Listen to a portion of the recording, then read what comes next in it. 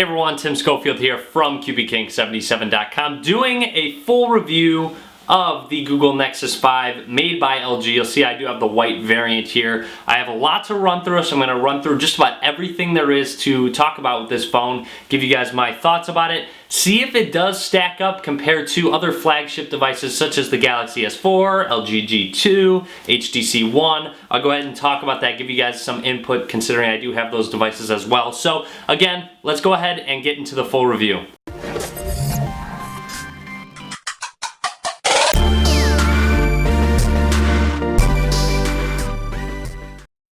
Alright, so here is a much closer look at the device itself. As I said, I do have the white variant. There is a black variant as well, so you get to take your pick on that. It does have more of a matte finish on the back, which looks great, honestly, and the white has not gotten dirty at all, so it seems like that shouldn't be an issue at all. You also notice it does say LG on the back, as it is made by LG. Flip it on over. You'll notice on the front, even though I got the white variant, it still is black on the front, so you rarely notice you have a white phone because you're always looking at the front of it. You very rarely look at the back of it. You'll also notice that the earpiece has a little white circle there. The black variant does not have this little white circle. It's actually black, so just a little bit of a difference there. Otherwise though, taking a look at the sides of the device, you'll see on the right side there is just one lone power button right up here. You also, that's where the SIM card slot is, right below the power button, which can be a little deceiving to look like volume rockers, but it's not. The volume rockers are actually on the other side, the left side here. You'll see they're up, down, so you know a little placement there. So you'll see that right there. The buttons feel great, actually. I do like the quality of them. They do protrude out a little more than I'm used to, actually, which is not a problem at all, don't get me wrong. It is definitely not an issue. You'll see that in comparison, I can pull up the Galaxy Note 3. You'll see it doesn't protrude as much as the Nexus 5 does, but hey, it still is fine. You can find the buttons very easily that way. It is not an issue with them protruding out. Now down at the bottom of the device, you will notice a couple grills here. I believe the left one is the speaker and the right one is the microphone. And you also have a micro USB slot down at the bottom for charging. Flip the device on over. Up at the top, you have a 3.5mm headphone jack and I believe another microphone right up here. So that's about it for the tops and bottoms. So you'll see very minimalistic design with buttons, etc. You only have the 3 buttons. Also, I want to make a note that you do have a 1.3 megapixel camera on the front and an 8 megapixel camera on the back with an LED flash. Overall though, in regards to body design, you'll see it has a little bit of a curve to the top and bottom of the device, which is a little interesting. You'll notice actually that the LG G2 has a very similar body shape, I guess size. Looks like the body is the same size, but you'll also notice they fit a little bit of a larger screen on the G2 with the same size body, which is okay. I mean, you'll just notice that there's a little bit extra I guess stuff above and below the screen on the Nexus 5 as opposed to the G2. The less bezel, in my opinion, the better. The G2 does have a little bit less bezel on the side, but that's just a personal opinion. I do prefer the bezels on the top and the side to be very minimal. Honestly, I'd like to just have a screen in my hand. I think that'd be pretty awesome. But anyways, flipping it on over, actually, on the sides here, there's a little curve that goes from the back to the sides, which is nice. It feels great in your hand. Thin-wise, it's fairly thin. It's nothing revolutionary in that aspect, but I mean, it's definitely fairly thin and also fairly light, so it's great carrying it around, not very cumbersome whatsoever. All right, so I also wanted to go ahead and talk about some internal specs. While I do so, I'm going to run a quadrant standard benchmark, which I do not really care about benchmarks. Honestly, real world performance is what matters to me, which I'll get to in a second. But again, I'm going to run a full benchmark. While I talk about some specs, inside you have a Qualcomm Snapdragon 800 processor, which has 4 2.26 gigahertz Crate 400 cores. So that's very high end in the processor category. It can pretty much stand up to any flagship device out now. It's a fantastic processor. It runs games, apps, multitasking, everything fantastically. You also have a quad-core Adreno 330 GPU, which runs at 450 megahertz, which you'll be kind of seeing with these visuals. This planet one is the best that I like to look at when looking at graphics. In between the planets is where you can sometimes get off. You'll see it's running at about 60 frames per second, which is great, consistently as well. So again, graphics processing and just CPU has been awesome. So you're not going to run into any issues whatsoever with those two. You'll see by that benchmark result that ran through flawlessly. I'm going to proceed there and we'll see what it does run at. It says 8,892 score. Again, I do not put any stock into benchmarks whatsoever, but if you were curious, there you go. 8,892 is the score of the Nexus 5. Now, I also wanted to make a note that it has 2 gigabytes of RAM as well, so that is great. I'm going to go ahead and show you guys real quick my storage here, which you'll see I only have 5.77 gigabytes available. You have two options, 16 gigabyte and 32 gigabytes, so you get your choice when purchasing it. Obviously, there's a price difference, $349 for 16 and $399 for 32 gigabytes. I only have 5.77 gigabytes available, so obviously less than half. Pretty much most of the bulk of my internal storage is being used up by apps. There's no expandable memory, which is a downside. Google is not a fan of expandable memory. They feel like it gets too confusing for the general user. So again, a lot of my storage is done through the cloud with music, videos, all that stuff. I have that all backed up into cloud storage, so I really don't need that much internal storage. Essentially all I need internal storage for is apps. So again, if you have a lot of HD apps, that could take up a lot of space. It kind of depends on what you use your phone for, if you need the 16 or 32 gigabyte variant. All right, I want to take a very close look at the screen on the Nexus 5, which I might add is very, very nice. It does have a 5-inch HD IPS Plus capacitive screen. You'll see just by this background itself that the colors really do pop. They fade well.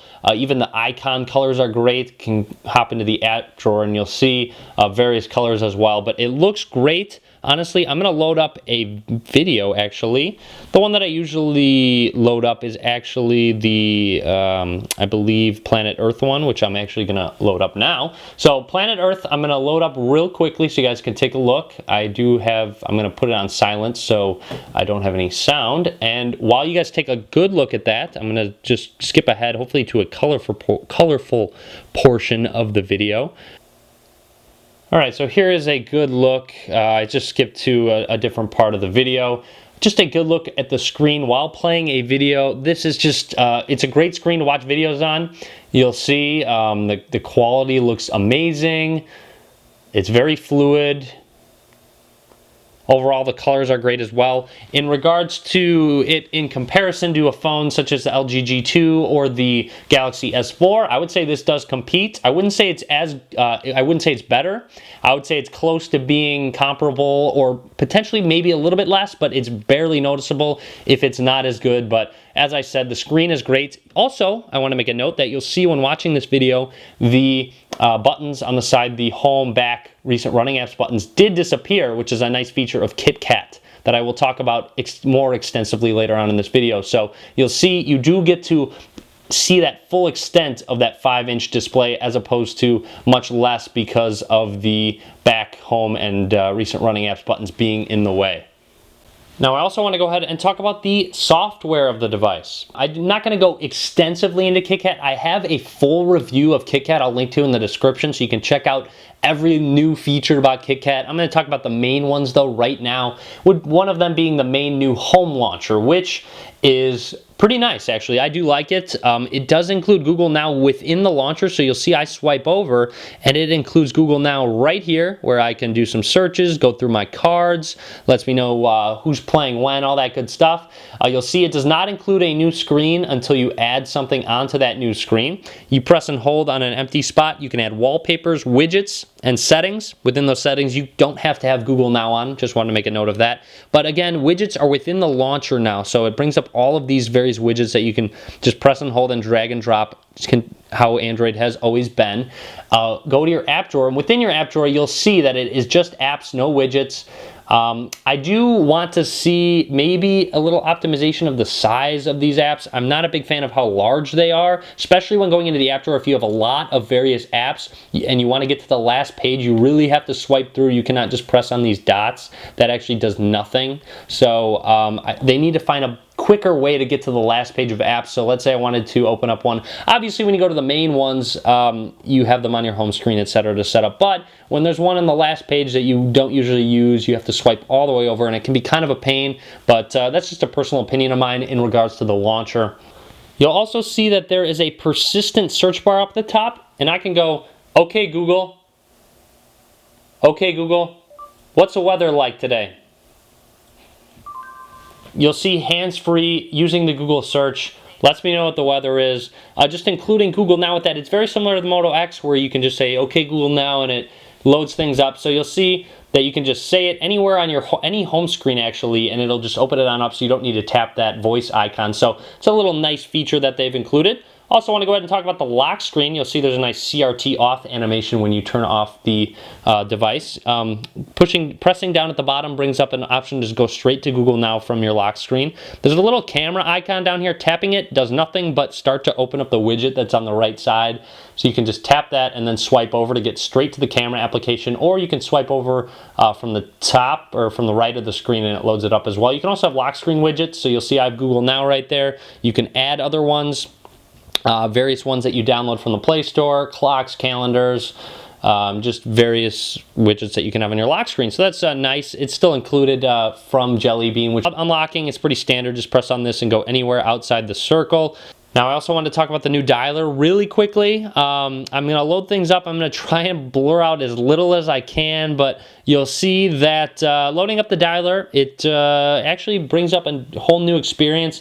Your most recently contacted are up at the top, your favorites as well. You can go to all contacts right here and it loads up all your contacts. You have a new dialer as well, which I just pressed on that button and it loaded it up. It looks great. It's more compact, but I do like the theme of it. I do like how it is dark background with the light blue, the hollow blue as well. I do really like that color combination. You'll notice by my website, which is the color combination that I use. But yeah, so you just make a call real quick. It does have predictive text where if I wanted to say Tim, I would say 846, and that would be TIM. So then it would load up contacts like that. I'm not going to demo it because I'm going to try and do this without having to blur anything out for you. So there's that. The new dialer is great, and also what Google has done is implement, if you're getting a call and you don't have a contact for it, if it's a business, it's going to try and find that and load up who is calling you, which is a nice new feature of 4.4 KitKat. Also, overall, you'll notice there is a new design to KitKat. Up at the top of the screen here, you'll see the icons are not that blue color anymore. They are white. Right here, pull this down, you'll see black and white as well. These icons are not blue, they are white as well. So they're going with a more black and white look. Some people like it, some people don't. It's obviously a personal preference. The over scroll glow is also white. These are actually blue when you toggle them, which is pretty interesting actually that they decided to go with that. But overall though, just a pretty new theme. The bar up the top, notification bar up at the top, is transparent, along with the buttons down here, which makes the screen look bigger when they are transparent down here, so which is nice actually. It's great that they've decided to have the screen kind of blend through to the top and bottom of the screen, even with the on-screen buttons. And finally, I want to talk about the new Hangouts application, which I'm going to have to blur out, sorry everyone, but this is the first phone that only comes with the Hangouts application and no other messaging application. So you have to use this to send text messages. Actually, you don't. I'll get to that in just a second. But right out of the box, you have to use it to send and receive SMS messages. You can also use your Google Talk contacts, your Hangouts contacts just through Gmail to talk to people as well. So just letting you know that this is the only way to message people out of the box. However, there is a setting that you can change real quick. You just go to Menu, Settings, and go to SMS. Under SMS, you'll see up at the top, it says SMS enabled. You can touch to change your default SMS application. So it's under actually wireless and networks, which is an interesting spot for it, but that will directly take you there, or you can go into Settings, wireless and networks, but you'll see default SMS app. You can change which one's your default SMS app. I don't have a third-party SMS app installed, a messaging app such as Go Messaging. What are the other ones? There's popular ones I can't even think of right now. I'm drawing a blank, but you can use those third-party messaging apps as your default one, so you don't have to use Hangouts if you don't like it right now. Hangouts does need a little bit of work in integrating the messaging and the Hangouts as well, so hopefully you'll see some advancements in the future, but for now you can use a third-party messaging app if you'd like to handle it instead of just Hangouts. Anyways, that's about it. All I want to cover with the software. So if you want to check out more of the software, as I said, I do have a full review of KitKat. Be sure to check that out as well if you want to see some more awesome features of 4.4. All right, moving right along, I wanted to go ahead and talk about the camera on the Nexus 5, which has plagued Nexus devices for a while. They have always had subpar cameras. I mean, they had pretty bad photo quality on their devices. In my opinion, I was a little disappointed with them on the Nexus 4, the Galaxy Nexus, the Nexus S. They were all just subpar cameras, which of course attributes to the price of the device, which of course I'll cover in a little bit. But again, with the camera on the Nexus 5, it is definitely a step up from the Nexus 4. They does have the same amount of megapixels, 8, which the Nexus 4 does have, but they have definitely enhanced the image quality that it takes, and the pictures have definitely gotten better. Of course, it doesn't stand up to the S4, the Note 3, LG G2, HTC One in picture quality. Those higher end devices do have better cameras, so that's one thing that they do have over the Nexus 5 is the camera for sure. Can go ahead and load up some pictures that I did take, which I was showing earlier, I believe. If not, I probably edited it out. But anyways, can go ahead and run through. You'll see those were actually taken while I was shooting my 1080p video recording, which I want to talk about actually. The video recording was pretty fair. It wasn't very good, but the audio was great. But other than that, video recording is just fair in 1080p. Can go ahead and take a look at some of these pictures that I took. I took some at my desk earlier today at my internship. So there's that. Can go ahead and, whoops, swipe through some more. There's a phone, there's a printer. There, yeah. So you'll see the pictures are pretty good. Honestly, I do like the camera much better than the Nexus 4 on the Nexus 5. They've definitely done a good job at improving the quality. Now, in a sense of features in the software department of their camera application, they really haven't done very much to it. Now, if I want to go ahead and take a picture real quick, I will go ahead and load up this pen, and you'll see it focuses and snaps a picture.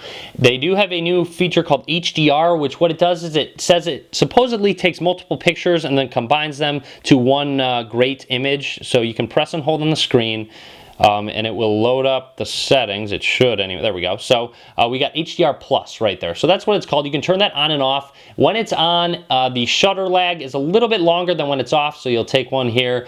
You can continuously take pictures with it off like that very quickly, but the image quality is not as good. So there's the trade-off. Let me go ahead and turn it back on and show you guys a little speed comparison of the two. So when taking multiple pictures, you'll see it takes a little bit longer time to process the image and throw the image on the side there, but image quality is better. Honestly, in my opinion, it's better to wait for that HDR Plus to load up and take those. It's not too much of a difference, so I would definitely say make sure you have that on because image quality does get better once you have that on. Now you do have various modes to choose from: the standard camera, video recording, you have a panorama mode, and a photosphere mode, which you can take a full sphere and post on Google Plus where they can view that on their computer. I'll do that in just a second. If you want to follow me on Google Plus, I'll actually add a photosphere image to my Google Plus profile, which of course I'll link to in the description. As I said, settings wise, you just press on the screen. It brings up HDR Plus exposure, which you can change. You have more options for picture size, countdown timer, location, white balance, which you have even more. You can change the white balance of it.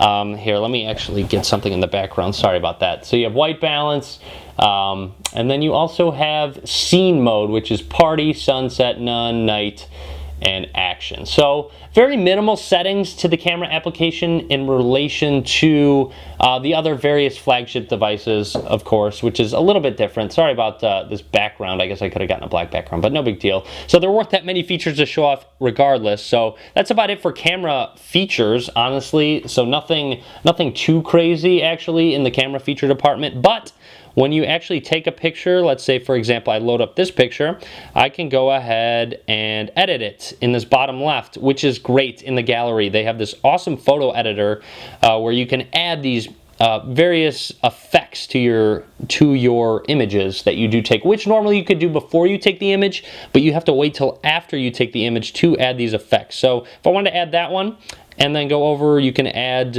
looks like you can add some borders. You'll see there's a nice little animation when you touch on them. It's like a ripple effect.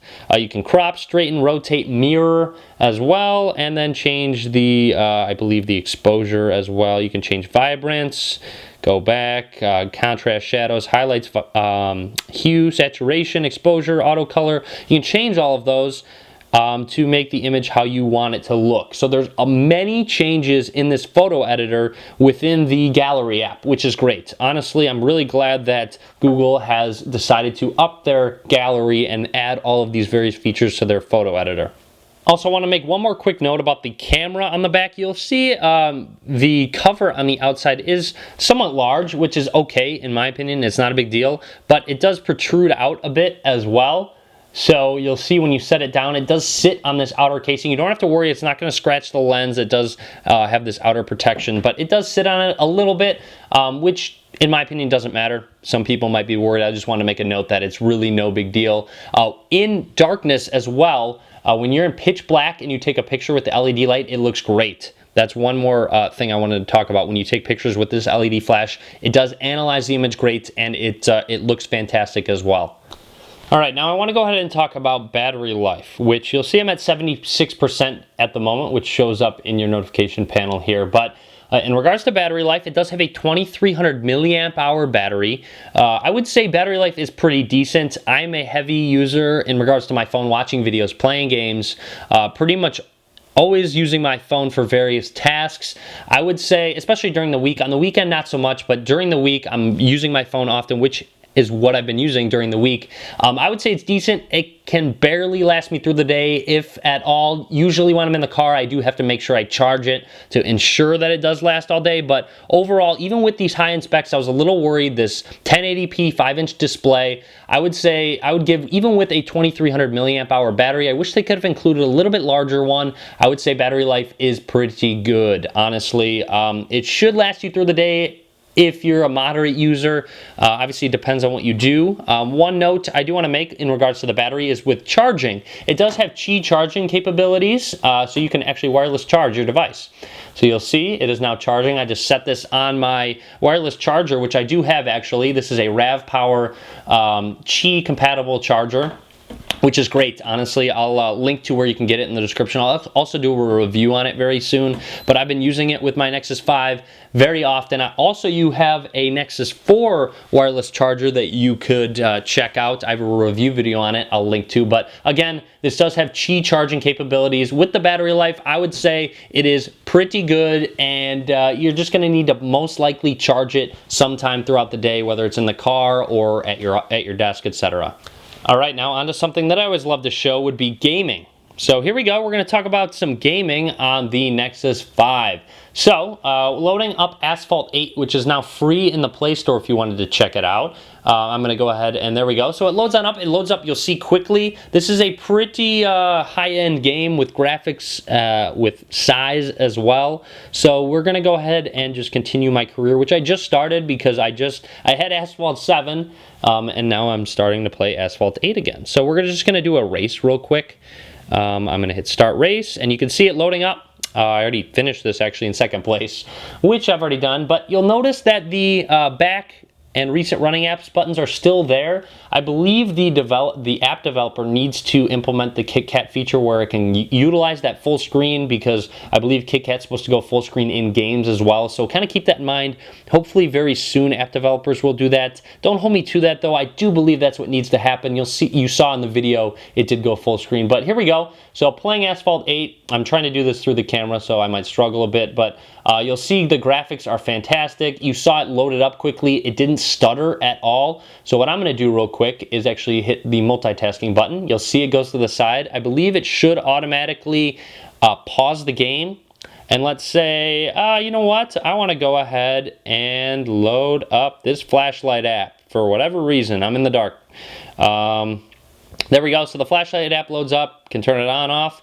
Let's go back. Let's load up how about the camera app? What do you know? Fantastic. Smooth. Opens up right away. No issues. Let's go ahead and go into the settings. There we go. Loads up the settings where I was at earlier in the video with my internal storage as well. It kept that going. Oh, let's go back to the game. What do you know? It's paused in the exact same spot where I'm obviously was headed towards the wall, but you see what I mean. Multitasking and gaming has been great, whether I want to pause the game and send a text message, etc. I do wish it did have multi-window, which is a feature of TouchWiz. That's something I do miss with the stock Android experience. Hopefully, I do like to run custom ROM, so hopefully a developer will get that going for us soon. But there you have it. I cannot say enough about how good gaming is on this phone. As I said, one thing I'm looking forward to is getting rid of these buttons on the side. Hopefully that happens soon. Hopefully that can happen as well, so we can utilize this full 5-inch screen when playing games. But again, I'm going to crash once more. There we go, crashed into a car. You'll see the graphics are great, and you just have really no issues with fluidity and stuttering or lag at all. So there you go. So there's the game there. You see go home, and it loads the home screen up right away as well. All right, one other thing I want to make a note of is the fact that it has so many radios in it. Honestly, you'll see I am on Sprint's network right now. This part of this phone is actually fantastic. I want to explain later on in the video at the end how pretty revolutionary this is. Honestly, it still kind of blows my mind that it happens. As I said, I'm on Sprint LTE's network right now, so I'm going to run a quick speed test for you while I kind of explain just a little bit about how awesome this is. So here's speedtest.net. I'm loading it on up. It's going to just locate the closest server. While, as I said, it does have a lot of radios in it. So you can run this on AT&T, T-Mobile, and Sprint in the US, and you cannot run it on Verizon. Those are just the main networks, obviously, the big carriers, so to speak. It does not run on Verizon. Verizon and Google have had a little beef lately. They need to work that out. I'm sorry for Verizon users. I know you're probably pretty bummed out, but it's just insane that you can run this phone on Sprint and a GSM network, so a CDMA and a GSM network all at once. Of course, having an LTE radio, which the Nexus 4 did not. You'll see I'm getting pretty solid speeds right where I'm at. I'm pretty far from a 4G LTE tower. It's one of Sprint's towers right now, but you'll see pretty solid download and upload speeds on the LTE network on my device. But again, it's great. This is what manufacturers need to take note of.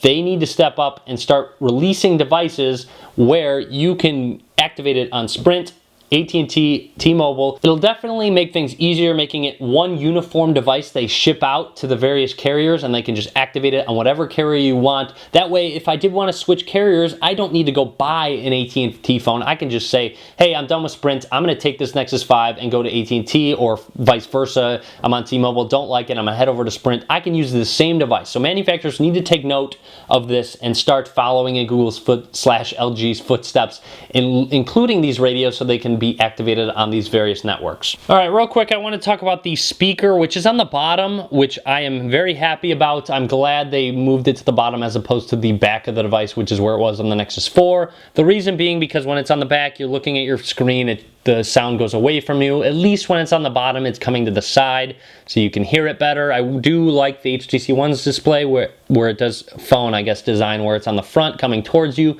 That's just a personal preference of mine. Speaker quality has been fair. It's okay. I would say it's pretty standard for speaker quality in a cell phone. I have a song loaded up that actually my friend just made. It's just a sound clip. It's really not even a song.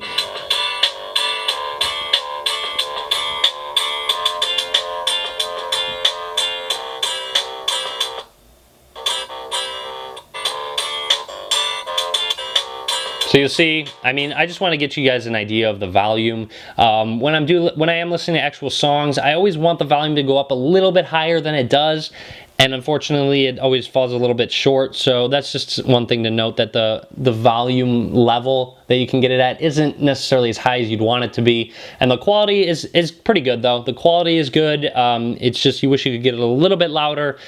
I mean, overall in a phone, it's pretty standard. All right, and now I just want to go ahead and give some final thoughts and wrap things up in my full review of the Nexus 5. My first thought is that the price is amazing. $350, $400 for this high end of a device is just a fantastic price point. I have no idea how Google makes money. They probably lose some money selling these devices, but the price is great. Honestly, with all the specs that I talked about, with all the features that I talked about, with the speed and power that this phone includes, at $350, $400, it is a great, great option. As I said, there are some downsides. The camera could use some work. The battery life could use some work as well. The two main things that could probably use some work that other high-end phones do have over this device. However, this phone keeps up in regards to speed, processing power, graphics as well. Just overall, it has been a great experience running apps, multitasking. As you saw when I was multitasking with that game, it just handled it perfectly. So, I mean, in regards to that aspect, if price is included, this is definitely the go-to phone if you include price. You cannot get a better deal on a phone than the Nexus 5 right now. Also, it's nice to mention that you can activate it on so many carriers. That's a great direction that all manufacturers should take note of. Also, it being a Nexus device, you can unlock it, throw custom ROMs on it. For those of you that do like to do that, rooting it, throwing custom ROMs on it, you can do that very easily on your Nexus 5 to make modifications, do what you want with it. So Google keeps that all open for you, which again is another fantastic feature to look at if that's what you're into. But as I said, overall, this phone definitely keeps up with other high-end devices. S4, HTC One, G2, Note 3, which I all have, so I could definitely just see myself using this device because I do love the stock Android experience personally.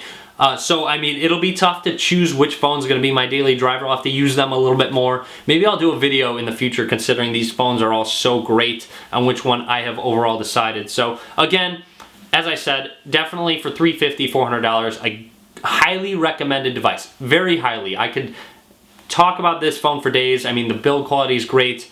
The design is great as well. So, definitely let me know what you think, though. Leave a comment if you think maybe it doesn't come up to your standards or whatnot. Just let me know. I'd really appreciate you. You can also subscribe to me. I'll be doing a lot more videos on phones, etc. So I'll do some comparisons as well. So please subscribe to me. You can also follow me on Facebook, Twitter, Google+. All links will be in the description of the video below. And as always, guys, thanks for watching. Be sure to give this video a thumbs up.